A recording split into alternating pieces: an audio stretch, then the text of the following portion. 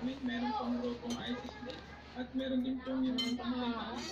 Marami na namang para pinaaraw, baka may sa amin. Kaya po... Ano ba yung Taliban? Parang Abu Sayyaf? Parang ganon? Para mga kalaban ng gobyerno? Kasabay na rin ang paglalagay sa naturang bansa sa pinakamataas na alert level 4.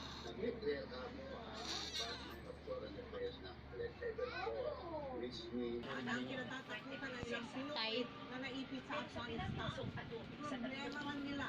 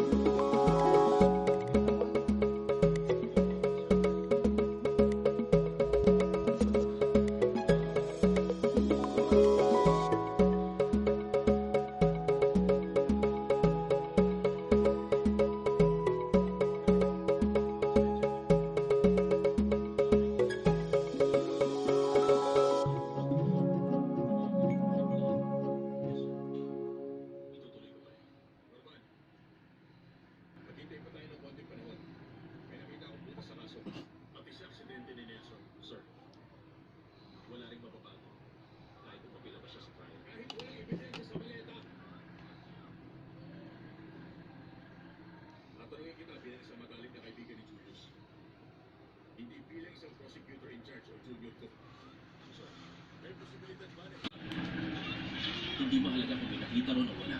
Magbabase pa rin ako sa kabuuan nito. Ihintayin kong lumabas ang result ng analysis. Si Prosecutor Park na walang magbabago sa kanya. Ano ka nakasisiguro? O ayaw mong tanggapin ang pagkakamali? Ito ang isang kasong hindi mo may mapanalo. Tingnan natin.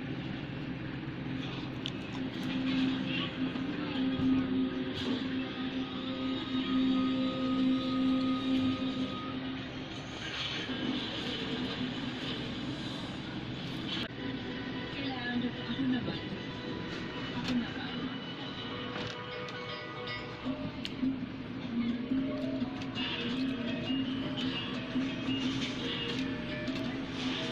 Ay, balik mo.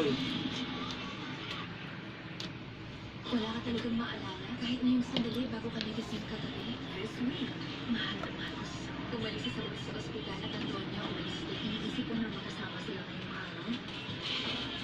Isip ko, nakikipag-date ka pala sa isang lumis. Parang lang tayo may sikay. Hindi pa. Sayang yung girl mo, madaming pili ka rin. Saka may pera ka pa yan. Gusto nila magpa-areglo na na. Pangarap yan ang kahit kasi ng prosecutor, mahirap ang kaya niya.